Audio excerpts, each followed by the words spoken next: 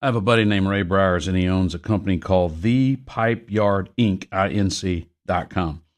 And if you have a project that needs carbon steel pipe, he stocks everything you need. New surplus, secondary, you name it. Rat hole, mouse hole, conductor casing, pipe piles, sign poles, structural, road bores, dredging. If you're buying or selling, you got an abandoned pipeline, wherever, he'll buy it. ThePipeyardInc.com, 409-788-PIPE, 409-788-PIPE. My trainer, Michael Petru, which is spelled Petru, has a unique approach to strength training. It's not about going out and running anymore. That was for years what we did, and it's actually not a good approach. You improve your health by strengthening your core so you can lift your legs so you don't fall and trip. He has listeners of ours from Oregon to New York to Florida and everywhere in between. Some of them as much as in their 90s. He does it by Zoom if you're not in the Houston area. And he can train you personalized where you are to get stronger and healthier no matter how old you are. Petru In-Home Fitness. Long before Ross Perot ran for president in 92, people forget what an impressive effort that was. A reform-minded, successful businessman, no nonsense. Let's stop talking about the silly stuff and solve the problems the way you would do with a business. I had a great deal of respect for Ross Perot. When Mark White was elected governor in 82, I remember Ross Perot was his $1-a-year guy who came in and just brought common sense solutions to educational problems. And I think that most of those educational reforms, not all, but most of those were good. Higher standards, real consequences. But the important part there was the same Ross Perot that attempted to rescue the hostages out of Iran, was bringing business principles and traditional American values. You know, you meet these guys. They're self-made, hardworking, no nonsense, solve the problem, whatever you look like, put the best person in the job. And we need more of that.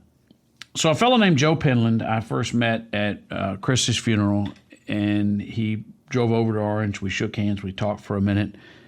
And later I was asked to partner up with him on KLVI out of Beaumont on a project that he created called Contract from the American People.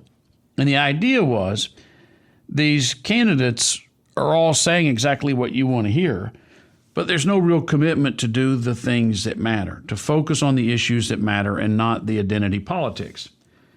And then he popped up again, at least on my screen. Our campaign in Beaumont is ongoing. He popped up again at the Tucker Carlson event where he's one of the sponsors. And I thought, you know, I'm constantly telling people to stop hiding from public life if you are a successful businessman and start being a person of influence, and you'll be surprised what a difference you can make. And I asked him to spend a few minutes with us. Joe Penland, welcome to the program. Thanks for having me on. You can find him at joefromtexas.com. It is easier to hide from the spotlight. A lot of people that I say, you know, you have great ideas. Why don't you get more involved? You don't have to run for office. You could basically do what you're doing. What was that moment for you? I know you served on the school board, but what was that moment for you where you said, I can't just sit by and let this country go to hell? Well, I guess when the border the doors came wide open on the border, and we see that being a border state, that rang real true to me. You know, being in business for 50 years, Michael, is not an easy task, but it's a wonderful experience in this country. I don't want to see that slip away. You know, we need immigration in this country. You know, our birth rate is shrinking, as you've talked about before, and a lot of people have. We need to do things in the right way. People need to look at what's at stake before they just vote. You know, people need to test the water before you dive in, so to speak. All those old sayings come true when I think about America today. You know, coming up in Frisco, Texas in the 50s, working in the cotton fields, Dad had a stroke. We were very poor, had a hard time making it, but we made it. because Mom was there. She loved us. She took care of us, and she took on extra work. And it taught me then that if I was going to get ahead in life and get off of that bad street I was on, that I had to work. There was no handouts 70 years ago. When I was born in 1950, for 74 years ago, there was no handouts. And we were so proud to just have anything, make it ourselves. You talked about Ross Perot. I think about Ross Perot a lot, being a fellow Texan. Did not want to be president of the United States. I have a real close friend, the former Comptroller General of the United States, Dave Walker, who is close friends with Ross Perot, very close friends. Actually was in the last interview that he had. Those are all great people. You look at Ronald Reagan, what he did when Social Security was running out, and I just start looking because I'm a Social Security child, and all these things started mounting up, Michael, to me, and I said, you know what? You've made it in the best country in the world, no doubt, by far. Nobody can ever come close to this country. I made it from nothing to what I am today, and I can give back, and I can help a few thousand people, Michael, in our area. But the only way to help millions of people is we have to get Donald Trump elected as president. He's got to get back in the White House, get some common sense back into Washington. We have to have J.D. go to the University of Trump for 4 years, learn all he can, and stay another 8, so we can have 12 years to try to get some common sense back in this country, because we're going to run off the cliff if we don't. I can't sit on the porch. I use George Jones as my music when I come out talking when I was opening for Tucker, because I'm gray hair, but I'm not ready for the rocking chair. I've got to do something to give back to this great country. You know, you got me thinking about that song, and I'm sure you know the story, but they performed that at the Country Music Awards the year that it came out, and it was kind of his middle finger to the industry, to the labels and all that were putting him out to pasture. And I think that happens a lot in our society. The first time I went to India with my wife was December of 1990. And I was amazed what degree of respect Indians have for older folks in their country, because it's understood that is wisdom and experience and knowledge. And I've thought about this for 35 years now, and the trend has escalated. We have become a society, to quote Oscar Wilde, youth is wasted on the young. We have become a nation that is obsessed with young people, and social media escalated this because it reaffirmed everything that is awful about the high school herd mentality. And so the Kardashians and the call her daddy and all of this, it is an accelerated version of the opposite of what you just talked about. Guys like you, there's a guy named Victor Perez who, like you, after a successful business career, stepped up and served as the president of the Katy ISD school board and does a great job. And guess what? He's not trying to launch to the next position. Joe Penland, hang with us. It's joe4texas.com. You can read the contract. It's none of the silly fluff. It's about fixing the issues that we care about. When it comes to the economy, do you believe Americans are better off than they were 4 years ago? Mr. Michael Berry. So I was raised as a middle-class kid. You know who wrote this song? Hank Williams Jr. Well, I say that because you wouldn't know. But if you know, you know. The website is joefromtexas.com.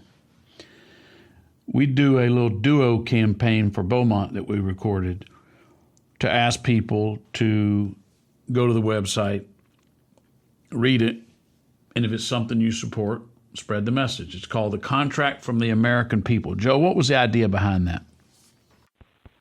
Well, you know, we looked at things that I think are the most important things to America today. And this came from a study that Dave Walker did that Ross Perot funded. And the people are really way ahead of the politicians, Michael. The politicians think we're all in the dark. We're not. We understand problems. We understand things are not like they were 10, 15, 20 years ago. And we understand we need to have some changes. And that's why I went on this tour with Tucker Carlson. I wanted to get myself out there in front of people and see if I could talk to people. Could I resonate with them? Would they understand what I was talking about when I just got right down and talked on what I call my level? I struggled to get out of high school. I made it through 12 years, and that was enough. And I went out and got to work, and thank God didn't have the money to go to college because I don't know what I would amounted to if I had. But this is what America's about. So I got out on that tour to listen to people and talk to people and stand there in front of 10 or 12,000 people and tell them a short story about my life and how we could help people that are enduring that kind of pain today. I was so amazed at when people would come up to me and line up after every show and want to talk and tell me how much they appreciate the story and how much it resonated with them. And a man and woman walked up to me in Pennsylvania. Said, Joe, thank you for the story. The lady was crying. So it moved me. She said, I'm going to vote for Donald Trump now. Just by what you said, and you told us that's the only way we can save our country and save Social Security and the other things that are dear to us today. So I've been on the line. Said, my husband's been telling me this is the way we got to go. And I said, well, that's great. I'm glad that you see the light, that it doesn't matter. Is it a man or woman, black or white? That's not the issue. Who's the best for the job? Who's the best surgeon for the job? Who's the best teacher for your children? We got to look at what's good for us, not what you just don't like this or you just don't like that. Michael, I hear you talk about that a lot, but people they're wearing their feelings on their shoulder to the point that they're going to let their family do without. I had another woman walk up to me. She said, Joe, I know Donald Trump's the right guy.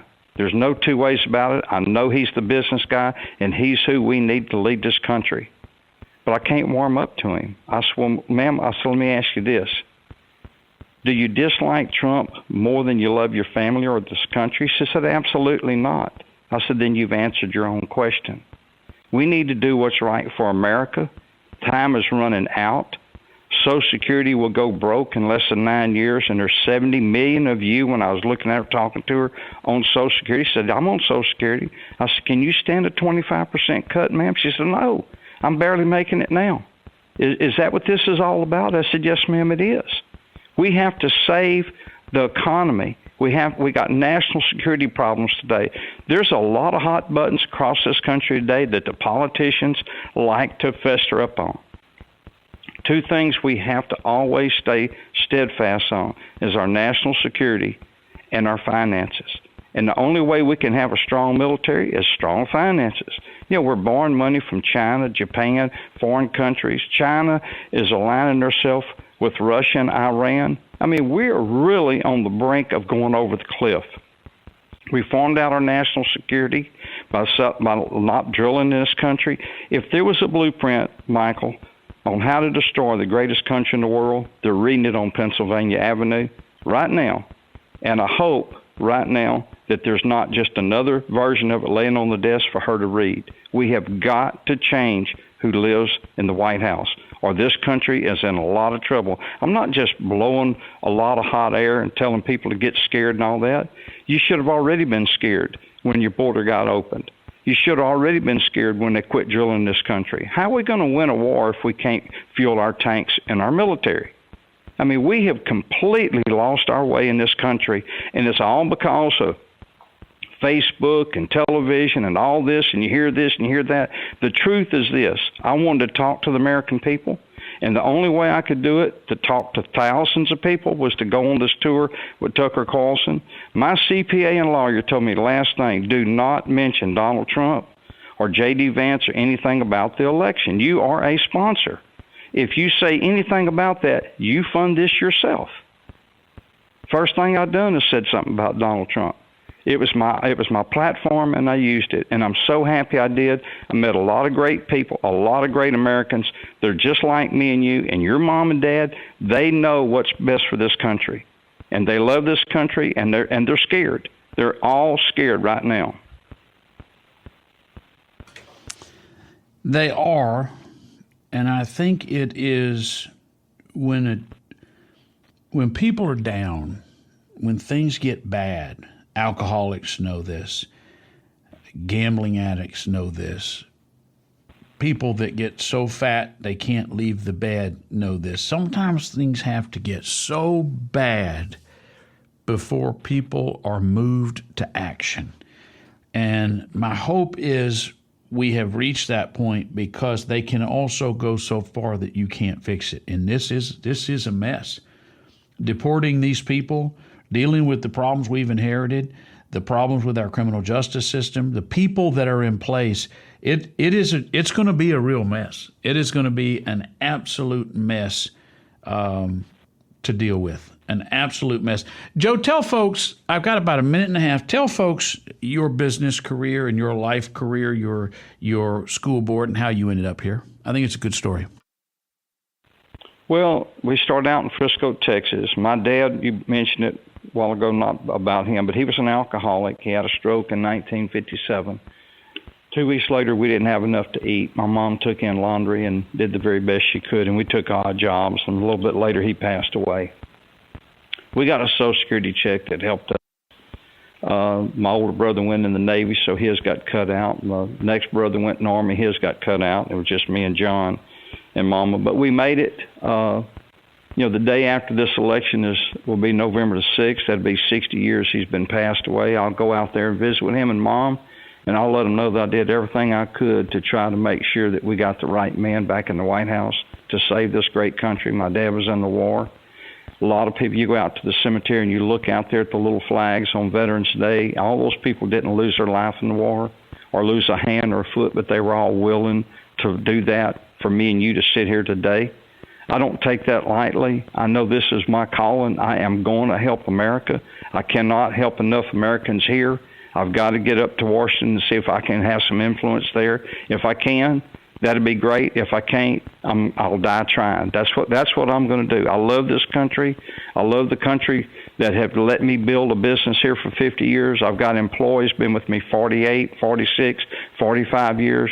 We do the right thing. We help our community. We take care of our children. We take care of our employees. And we're going to give something back every day, because I promised Mama that I would do that. I'd give back every day. Joe Penland, JoeFromTexas.com.